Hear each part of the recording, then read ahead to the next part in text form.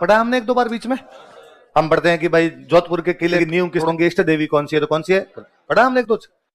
करणी माता का जन्म है जो जोधपुर पड़ता है सुआप। कौन सा गांव था? तो लिख लो जन्म स्थान सुआप। मंदिर लिख लो देशनोक बीकानेर। आप में से कई लोगों ने मंदिर किसने देख रखा है? कौन कौन गया? जो खूब सारे लोग गए। आप जब जाते हैं उन्होंने सुना होगा या उन्होंने कोई वीडियो वगैरह देखे होंगे। सारे चूहे हैं मंदिर में, क्या खूब सारे, इसलिए इस मंदिर का नाम ही पड़ गया चूहों का मंदिर। क्या पड़ गया? वो जो चूहे होते हैं उनको चूहा नहीं बोलते, उनको बोलते हैं काबा। क्या बोलते हैं? लिखो। ऐसा मानते हैं कि यदि किसी को सफेद चूहा दिख जाए तो ये अच्छी बात है, शुभ माना जाता है। किसका दर्शन शुभ माना जाता है? सफेद चूहा जो होता है उसका। ऐसा कहते हैं कि करणी माता का एक बेटा था, वो कोलाइत नहाने के लिए गया। कहां पे के लिए गया? कोलाइत में झील हम पढ़ते हैं, सत्यनारायण पूर्णिमा कोलाइत में बड़ा मेला लगता है, वहां पे नहाने के लिए गया। फिर फिसलने से उसकी में डूबने से उसकी क्या हो गई? मृत्यु। कहते करणी माता ने अपने उस बेटे को जिंदा किया, और जिंदा करने के बाद कहा, के बाद कोई भी मेरा बेटा नहीं जाएगा, आज के बाद मेरा बेटा कोई भी मुझे छोड़ के। तो कहते देशनोक गांव के अंदर जो भी चारण रहते हैं वो सारी माता के वंशज है। ऐसा माना जाता है कि उनके परिवार में किसी की डेथ होती है तो काबा बनता है, काबे की डेथ होती है तो उनके परिवार के अंदर जाता है, वो सारे देशनोक के अंदर ही रहते हैं। तो माना ये करणी माता के वंशज।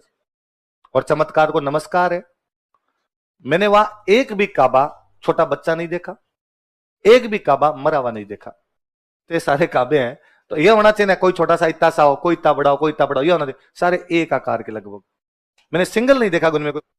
सबसे बड़ी बात, मंदिर में इतने ज्यादा चूहे कि आपसे चला नहीं जाता है ना। आपको पैर घसीट के चलना पड़ता है, पैर उठा लिया तो सकता है आपके पैर के नीचे चूहा आ जाए, और आप पैर घसीट के चलते तो भी आपके ऊपर से चूहे निकलते हैं। तो कई जो यूं आपके शहर वाले टावर कूल डूड टाइप के जाते हैं वो तो कूद उधर, उनसे तो आगे परिक्रमा नहीं दी जाती। गांव वालों को तो क्या है, चूहे छिपकली ऊपर से खूब गए हुए रहते हैं है ना, बाद में उनसे चला ही नहीं जाता। वहां इतने ज्यादा चूहे हैं, फिर भी बिल्ली नहीं आती। देशनोक में बिल्लियां, ऐसा नहीं है देशनोक गांव में बिल्लियां नहीं, वहां मंदिर क्यों नहीं आ रही? यदि एक दिन आ जाए तो उसका तो पिकनिक हो जाए। ये तो अच्छा था, पर ये भी और मंदिर ये भी नहीं कोई बंद है, ओपन है, तो बिल्ली तो घुस ही सकती है। रात भी रात घुस जाए भाई, दिन के अंदर तो ठीक है, चलो जनता की भीड़ भाड़ रहती होगी, रात को घुस जाए बिल्ली नहीं है। कोई चूहा मरा हुआ नहीं, कोई चूहा वहां पे बच्चा नहीं। 92 93 के आसपास बीकानेर में प्लेग फैल गया। प्लेग होता ही चूहों से, तो सबसे ज्यादा प्लेग कहां पर होना चाहिए? देशनोक। पूरे बीकानेर जिले में था, देशनोक को छोड़ के एक सिंगल गांव जिसमें प्लेग नहीं था, वो गांव कौन सा है? ऐसा कोई गांव नहीं बचा बीकानेर में जिसमें एक आधे आदमी को प्लेग नहीं हुआ। तो ऐसा माना नहीं है। वो चूहे क्या है? काबे, पता उनके क्या है? वंश। नोटिस करना कि वहां पे कोई भी चूहा आपको छोटा नहीं दिखेगा और कोई भी चूहा आपको मरा हुआ नहीं दिखेगा। और सफेद चूहे के दर्शन दुर्लभ है, बहुत रेयर चूहा दिखाई देता है। कि यदि कोई आदमी यूं बहुत आस्था ही हो, भयंकर आस्था हो, तब जाके डोगरी दर्शन देती है, की बात नहीं। अब आप में से कई कहेंगे कि नहीं सर हम गए थे और हमें वहां पे दिखा था।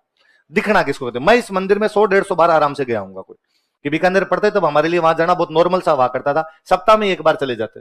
नवरात्रों के अंदर तो यूं पक्का था कि पहले नवरात्रे को पैदल जाएंगे। पहले नवरात्रे के दिन देख लिया जाए तो ऐसे लगता है बीकानेर खाली हो गया और पूरा बीकानेर देशनोक चला गया, पूरी रोड ब्लॉक है। जवान क्या मतलब, गाड़ियां भर भर के, मोटरसाइकिलें लोग जा रहे, पूरे यूं जुड़ जाती है भीड़ कि बीकानेर से देशनोक लाइन क्रॉस कर जाए, कितने सारे लोग जाते हैं। तो हम तो स्कूलों में पढ़ते उस टाइम तो खूब जाया करते भाई, 30-35 किलोमीटर पड़ता है, ज्यादा दूर भी नहीं है, तो पैदल भी खूब सारे जाया करते थे। सर यूं बीकानेर के अंदर है कि नहीं भाई, करणी माता की आस्था भी वहां पर रखी जाती है। और पर वो आजकल जो मंदिर है वो मंदिर पूरी तरीके से पिकनिक स्पॉट हो रखा है। आजकल लोग आस्था से तो कम आते हैं और चूहे देखने ज्यादा आते हैं, तो फोटो खींचने में उनमें बिजी रहते हैं। तो मैं 100-150 बार गया हूं, मुझे सिंगल टाइम सफेद चूहा नहीं दिखा। उसको कहते हैं देखने का मतलब है कि आप घुसे, आप घुस के मूर्ति के सामने गए, आपने हाथ जोड़े, हाथ जोड़ के परिक्रमा लगाई, वापस आ गए, इसको तो कहते हैं दर्शन करना। इस दौरान तो आज तक नहीं दिखा। एक बार मुझे याद है आगे से एक निकला था, मुझे ऐसा यूं फील हुआ कि सफेद चूहा निकला है, था कि नहीं था पता नहीं, पर उस दिन लगा अरे यार आज अपने घुसते अपने को सफेद चूहा दिख गया। इसको तो देखना कहते हैं। इसमें तो एक बार भी नहीं दिखा। वैसे मेरे को 150 के 150 बार दिखा है कि वहां पर एक कढ़ाई पड़ी है, वहां कढ़ाई के पास आप 15-20 मिनट आधा घंटा जाके खड़े हो जाओ तो वहां दिख जाता है, पर हस्ती है वो। तो फिर आप माता जी करेगा दिख आया हूं तो ऐसे तो नहीं। डोकरी जिस दिन भला कर खुद ही दर्शन दे देगी, और यदि आपकी भक्ति में कहीं ना कहीं कमी है तो तब तक आपको डोकरी दर्शन नहीं। तो अपने मानते हैं कि भाई अपने इतनी अच्छी भक्ति नहीं करते होंगे डोकरी को कि डोकरी को ये लगे कि इसको दर्शन देने चाहिए। जाके उस कढ़ाई के पास में जब वहां तो जितनी होते हैं, अब तो मेरा जी नहीं करता। शुरू में जाते तब कहते नहीं सफेद देख के ही जाना है, तो वहां पे खड़े हो जाते हैं। एक वो जो ढोल बजाने वाले हैं उनके पास में जाके खड़े हो जाते हैं। 2-3 लोकेशन है जहां पर वो 15-20 मिनट के अंदर घूमता है एक आधा को सफेद, यहाँ पे देख लिया जाए। पर फिर मुझे लगने लगा कि यार ये तो माँ के साथ जबरदस्ती है। वो कह रहे हैं कि नहीं तुझे दिखना ही पड़ेगा, देख मैं इतनी दूर से आया हूं तेरे लिए, अब तो यहाँ पे दिखाई दे। तो आजकल तो मैं उधर जाता है, हाथ जोड़ता हूँ, परिक्रमा लगाता हूँ, बाहर निकलाता हूँ। कि जिस दिन राजी होगी माँ उस दिन तो खुद ही दर्शन दे जाएगी, राजी नहीं है तो अपने भाग में नहीं। ऐसे जाते ही मूर्ति के सामने गए, परिक्रमा निकाल के बाहर आए, आप में से किस किस को दिखाए? तो कि मंदिर जाने वालों में तो अपने खूब सारे लोगों ने हाथ खड़े किए, तो बहुत रेयर रेयर दिखता है वास्तव में। तो ये कोई डोकरी का चमत्कार सा। ये तो मुख्य मंदिर है, ये जो मुख्य मंदिर है ये तो कौन सा है? देशनोक में क्या बोलते हैं इसको? चूहों का मंदिर। चूहों को क्या बोला? और कौन से काबे को देखना चाहिए? इस देशनोक से थोड़ा सा अंदर की तरफ चलते हैं, मतलब गांगल की तरफ है, वहां पर एक मंदिर और बना, बोलते हैं नेहड़ी जी। क्या बोलते हैं? नेहड़ी जी बोलते हैं। पहले तो मैं बताता हूं नेहड़ी क्या होती है। बिलोना देखा? बिलोना देखा होगा, दही करने वाला जो छाछ को जो बिलोते हैं, दही को बिलोते हैं, उसमें एक लकड़ी होती है जो जमीन में रोपते हैं, एक लकड़ी जो जमीन में रोपते हैं। फिर आगे आपकी हांडी रखी हुई, फिर हांडी में एक लकड़ी और होती है, जो हांडी में लकड़ी होती है जो घूमती है उसमें, वो तो है जेरना। वो तो क्या है? जेर। वो लकड़ी जो आपके जमीन में उसके चारों तरफ रस्सी घुमाते हो उसको बोलते हैं नेहड़ी। क्या बोलते हैं? वो जो जमीन में रोपी हुई लकड़ी जिसके सहारे रस्सी घूमती है वो तो क्या है? जो हांडी के अंदर आपके जो लकड़ी घूमती है, मथती है उस दही को, उसको क्या बोलते हैं? झेरना। तो वो जो नेहड़ी है वो जो लकड़ी होती है जो आपके जमीन में रूपी होती है। कहते करणी माता के पास खूब सारी गायें थी, खूब सारी गायें थी, तो उन गायों का दूध होता, दूध का आप दही जमाओ, दही की आप छाछ बनाओ। जब उनको यहाँ पे वो छाछ वगैरह बनाया करते, तो जो लकड़ी उन्होंने लगा रखी थी, जो नेहड़ी लगा रही है, वो क्या है? और लोग ऐसा मानते हैं कि उस खेजड़ी के पेड़ की चर्म रोग लगाई जाए तो उनकी बीमारियां दूर हो जाती है। तो वहां से लोग वो जो खेजड़ी का पेड़ था, जो नेहड़ी जी है, जो करणी माता की नेहड़ी जी मानी जाती है, तो कई साल तो वो बस नहीं था। अब वहां पे बहुत बड़ा मंदिर बना दिया। अब तो वहां पे इतनी ज्यादा भीड़ आने लग गई कि उस खेजड़ी को कवर कर रखा है ताकि इसकी छाल को उतार नहीं, लोग छीना झपटी करते हैं वहां उसके लिए। तो अब उसको पूरा कवर कर दिया, और वो मंदिर बहुत अच्छा सा बना हुआ है। तो आप में से जब भी कोई जाए तो मुख्य मंदिर तो जाए, बाद में नेहड़ी जी जाके आए, क्योंकि नेहड़ी जी अब ये गुफा बनी हुई है। ऐसा उस गुफा में एक शिवलिंग है। ऐसा माना जाता है कि इस गुफा में बैठ के करणी माता तपस्या किया करती थी, और जब करणी माता इस गुफा में बैठ के तपस्या, इस गुफा के अंदर, उस गुफा के अंदर जाएगा तो करणी माता को सूचना देके जाएगा, भाई माता आ सकता है वरना तो नहीं जाएगा। कहते हैं कि भाई करणी माता जब उस गुफा में बैठती तो अपना भेष बदल लिया करती, रूप परिवर्तन करके वहां पर बैठा करती थी। इसलिए डोकरे टाइप के लोग तो आज भी इन बातों का ध्यान रखते हैं, और जब उस गुफा के अंदर घुसते हैं तो आने का एंट्री साइन है, या बात है गांव का सीधा तरीका खड़े करके अंदर जाओ। युवा पीढ़ी को पता नहीं तो आप सीधे सीधे उसमें घुस जाते हो। नहीं, उस गुफा में घुसने से पहले या तो उसकी दीवारों पर मारा जाए, या बाद में क्या किए जाए? खंखारे किए जाए, तब अंदर जाके सूचना मिलेगी भाई आप अंदर आ सकते हो। उस मंदिर को क्या बोलते हैं? ऐसा करणी माता 151 साल की होगी मरी थी। कितने साल जिंदा रही? आप कभी नोटिस भी करना, ऐसा होता भी है कि यदि कोई बंदा 100 साल के बाद जिंदा रहे, हम भारतीय दर्शन ये मानता है कि व्यक्ति का जीवन कितने साल का है? 100 साल से पहले पहले आदमी मर जाएगा, अपने 100 साल का माना जाता है। पर मान लो यदि कोई 100 साल के बाद जिंदा रहता है, तो यदि किसी आदमी के बाल उड़ गए तो वापस आते हैं, यदि बाल सफेद हो गए काले होते हैं, यदि दांत गिर गए तो वापस आते हैं। महिलाओं की दाढ़ी आ जाती है, बाल आने लग जाएंगे, और कहते हैं कि जिन महिलाओं के दाढ़ी के बाल आने लग जाते हैं वो देवी का रूप है। इसलिए आज भी गांव में जिन महिलाओं के इस प्रकार के चेहरे पर बाल दिखाई दे उनको जाता है। तो करणी माता की दाढ़ी आ गई थी, इसलिए करणी माता का नाम यह दाढ़ी वाली डोकरी। क्या नाम है? डोकरी का मतलब होता है बूढ़ी महिला। डोकरी का मतलब क्या होता है? इतने बूढ़े हो गए थे कि उनकी क्या आने लग गई थी। देखो, करणी माता को दाढ़ी वाली डोकरी कहा जाता है। अरे डोकरी शब्द पे आपको पता नहीं क्यों अजीब लगता है। मैंने मतलब यहां आने के बाद मैं पढ़ाने लगा था कि डोकरी शब्द पे हंसते हैं। मैंने कभी याद ही नहीं आता करणी माता के मंदिर गए और कभी किसी को करणी माता के जाके कोई पूछता कहां जा रहे हो? डोकरी के। कहां से आ रहे हो? डोकरी। करणी माता। और आपको गाड़ियों के पीछे लिखा हुआ मिलेगा, मूर्तियों के नीचे लिखा हुआ मिलेगा दाढ़ी वाली डोकरी। तो डोकरी माता जी जितने भी ये देवियां हुई है इनके लिए शब्द ही माना जाता था कि भाई बूढ़ी महिलाएं थी जिन्होंने हमारे समाज के अंदर चमत्कार दिखाए। तो डोकरी का सामान्य मीनिंग तो क्या होता है? बूढ़ी महिला, चेहरे पे दाढ़ी ना आ गई, बोलने लगे। अभी भी कभी आप देख रहे हैं, कभी देशनोक जाओ तो वहां बाहर दुकानें, आप उन दुकानों पे कभी नोटिस करना कि कोई बंदा जाता है तो मूर्तियां लाता है वहां से। तो कोई फिर उसने जाके कहा मुझे करणी माता की मूर्ति दे दो। तो करणी माता की एक बहुत फेमस सी मूर्ति है जिसमें करणी माता एक महिला के रूप में खड़ी है, उनके हाथ में वो त्रिशूल सा लिया हुआ है और साथ में एक शेर बैठा है।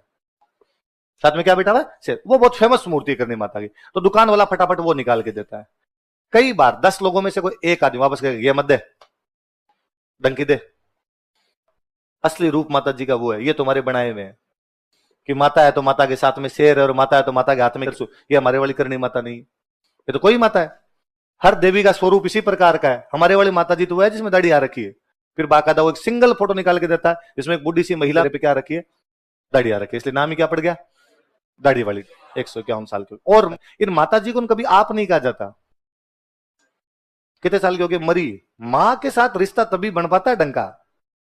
तो मेरे कभी, मैं और किसी मंदिर में गया हूं, तो मैं उनको जाके भगवान का आप ये करना मेरे लिए, आप ये करना।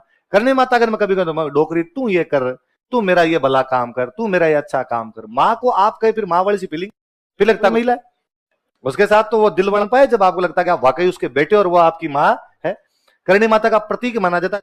चील होता है, चील, उसमें भी चील होती है, इसको लोकल भाषा वहां बोलते हैं सांवली। क्या बोलते हैं? सांवली। लिखो करणी माता का प्रतीक, सिंबल ऑफ करणी माता। तो करणी माता का प्रतीक क्या माना जाता है?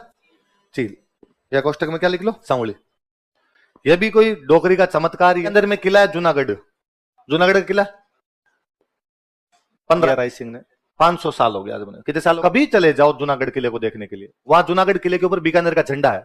बीकानेर स्टेट जब हुआ करता उसका जो झंडा था वो था, उस पर एनी टाइम चील है, हर समय चील है उसके ऊपर। और मतलब आप उस टाइम नहीं दिख रही, आप 2-4 मिनट खड़े हो जाओ, कहीं से कैसे उड़ते हुए आएगी, उस झंडे के आसपास चक्कर कटेगी। तो कहते किसका आशीर्वाद था कि जब बिक्का यहां पे आया था सबसे पहले जाके किससे मिले थे? तो उस दिन करणी माता ने बिक्का कहा था कि बिक्का तेरो बिका, बिक्का तेरो बिकानो जोदन है कि हे बिका, एक दिन तेरा बीकानेर जोधपुर से भी क्या हो जाएगा? सवाय। आप नोटिस करो, हमने रियासत पढ़ी अजमेर, चौहानों की रियासत कौन सी पढ़ी? अजमेर। चौहानों की मूल रियासत अजमेर थी। अजमेर से टूट के और खूब सारी रियासतें बनी, पर उनका इतिहास अजमेर से बड़ा नहीं है। उनका सबका अजमेर से छोटा छोटा इतिहास ही है ना। हमने एक मूल रियासत पढ़ी मेवाड़। कौन सी पढ़ी? मेवाड़ से टूट के बनी डूंगरपुर, बांसवाड़ा, प्रतापगढ़, शाहपुरा। छोटा छोटा इतिहास है। मतलब हमने एक दिन में चारों कर लिए, डूंगरपुर, बांसवाड़ा, प्रतापगढ़, जो कि मेवाड़ पढ़ने में अपने। हमने रियासत पढ़ी परमार, परमारों की मूल रियासत थी आबू, वागड़, जालोर, किराड़ू। तो हमने मालवा वाले जरूर थोड़ा बहुत टाइम खा गए, तो उनमें किताबें थी। जोधपुर से टूट के रियासत बनी किशनगढ़, लाइन 3 लिखी हम। जोधपुर से टूट के बनी बीकानेर, दिन 3 खा गई। कोई रियासत मूल रियासत से टूट के बनी है राजस्थान में, उनमें एक रियासत फली फूली है। रियासत कौन सी थी? आशीर्वाद है। 1999 या 2000 में सन बोल रहा हूं, इसके आसपास, 2000 के आसपास में बीकानेर में छावनी में आग लग गई। छावनी समझते हो? जहां फौजियों का रहने का। आग भी वहां लगी जहां पे ट्रक थे हथियारों वाले, जिनमें गोला बारूद रखा, और अपने आप वो गोले फटने लग गए। कई गोले तो वहां से उसमें आग लगने के बाद वो दूर दूर जाके पड़े, इसलिए छावनी से 1-1 किलोमीटर दूर, 2-2 किलोमीटर दूर जा जाके गोले नहीं गिरे। वो ऐसी जगह जहां पर कोई भी आसपास में बंदा नहीं है, तो हताहत कोई नहीं, अंदर फटे, उसके बावजूद कोई फौजी नहीं, कोई कैजुअलिटी नहीं। और फाइनली तो 2 बंदे अंदर पड़े जो उन ट्रकों को निकाल निकाल के ले गए। 1-2 ट्रक में आग लगी, बाकी ट्रक सब में लग जाएगी, तो लड़के निकाल के और ले गए। उन लड़कों के पास चाबियां नहीं थी, उसके बावजूद वो उनके अंदर घुस गए, तार वार जैसे जोड़ के ट्रकों के डायरेक्ट वहां से निकाल के ले गए। और भाई शाम को गोले चले, लेकिन जैसे तैसे करके बीकानेर, वरना आज पूरा बीकानेर तबाह हो जाता। यदि वो सारे गोले चल जाते तो एक आदमी नहीं बचता, पूरा बीकानेर एक साथ पूरा शहर मटिया मेट होता। लोगों का रहे बच गए, बच गए, भगवान का आशीर्वाद है। जाता है कि शाम उस दिन रात को करणी माता ने देशनोक मंदिर के जो मुख्य पुजारी है उनको दर्शन, और उनको कहा कि इन बीकानेर वाले मंगतों को समझाना कि इनको बचाने के चक्कर में मेरे हाथ आग में आप हाथ लगाओ। तो वो गोले बारूद के मैंने हाथ लगा। मैं तब छोटा था बहुत, अखबारों में मुझे अब भी याद है, अखबारों की हेडलाइन थी। अगले दिन पूरे बीकानेर के अंदर जितनी महिलाएं, उन्होंने हाथों में मेहंदी लगाई। वो जलन से रोकने के लिए क्या लगाते हैं? मेहंदी। अगले दिन था कि करणी माता के हाथों को जलन से बचाने के लिए बीकानेर की समस्त महिलाओं ने मेहंदी लगाई। कि उस दिन यदि कोई बीकानेर को बचा रहा था तो कौन बचा रही थी? डोकरी बचा। तो डोकरी का भयंकर भयंकर वाला आशीर्वाद है अभी भी। और चील वाला है। मुझे हमेशा लगता है कि यार इस वैज्ञानिक दौर में भले कितनी बातें माने और नहीं माने, वो चील हमेशा वहीं क्यों रहती है? हमारे घर पे तो नहीं आ रही भाई। यदि यूं कहते बीकानेर में खूब सारी चीलें, फिर तो हर जगह ही आनी चाहिए, फिर तो हर घर पे आ जानी चाहिए। मैं लोग करणी माता को मानता हूं तो हमारे घर पे एक डली रहे कि भाई मेरे को जब देखने चील आ जाए। किले के ऊपर क्यों मंडरा रही है? वो उनकी इष्ट देवी थी, उन राजाओं के अंदर वो चीजें थी। बीकानेर वाला अभय सिंह था आपके, सॉरी जोधपुर वाला अभय सिंह। एक युद्ध बढ़ाया मैंने गंगवाना, तो कहते गंगवाना वाला जब युद्ध हुआ था तो अभय सिंह ने बीकानेर घेरा, चारों तरफ से बीकानेर को घेर कर अभय सिंह ने मारूंगा तुमको सबको। जोरावर सिंह अंदर बैठा बेचारा बेचारा हिल नहीं पाए, एकदम पार ही नहीं पड़ेगी, क्या किया, मरा दिया। इस बार अभय सिंह बीकानेर लूटेगा और अपनी पार इसके खिलाफ। तो जोरावर सिंह बैठा बैठा करणी माता को याद करता है, और करणी माता कहता है कि डाडाली डोकर थई। क्यों? कि हे दाढ़ी वाली महिला, या तो तू डोकरी मतलब इतनी बुढ़ी हो गई कि अब तेरे से कोई काम है नहीं होता। डाडाली डोकर थई का तू गई विदेश चली गई, हमारा बीकानेर छोड़ के चली गई, या तू इतनी बुढ़ी हो गई कि अब तेरे से कोई भी काम है नहीं होता। खून बिना क्यों खोसी जर निज बिका को देश। देख हमारी क्या हालत हुई है कि हम बिका के वंशजों का देश जोधपुर वाले छीन लेंगे, हम चारों तरफ से घेर लिए गए हैं। तो कहते हैं उसको यूं करणी माता को दर्शा था कोई वृतांत है। उसने बाद में अपना एक बंदा भेजा सवाई जय, किसके पास भेजा? सवाई जय सिंह। और सवाई जय सिंह को आगे कहा भाई हमारी पार नहीं पड़। सवाई जय सिंह बदमाश आदमी था। सवाई जय सिंह ने कहा कि तुम्हारी रक्षा तो करणी माता करती है, तुम तो बीकानेर वाले कहते हो ना हमारे तो करणी माता आ जाती। इस बार कहां गई तुम्हारी करणी माता? वो आए थे, वो और सियाने थे, उनका सवाई जयसिंह बचाएगा मेरी तरफ से। इसलिए सवाई जयसिंह जयपुर पे हमला करता है गंगवाना पे। जब इधर जोधपुर से जाता तो अभय सिंह को लगा कि यार यदि मैं बीकानेर बैठा रहा तो सवाई जयसिंह क्या लूट लेगा मेरा जोधपुर। तो अभय सिंह बेचारा भाग के आया उधर से, गंगवाना के अंदर खाली हो गया। गंगवाना में लड़ाई, उसके अंदर सवाई जयसिंह जीतता है, जोधपुर वालों पे जुर्माना लगाता है, फिर वहां से वापस आता है। तो गंगवाना की जीता ही उस दिन, कि वरना वहां से अभय खाली नहीं करता, घेरा खाली नहीं होता तो अभय सिंह लूट लेता उस दिन। तो याद रहेगी गणी माता की बात है। अगले माता जी लिखो।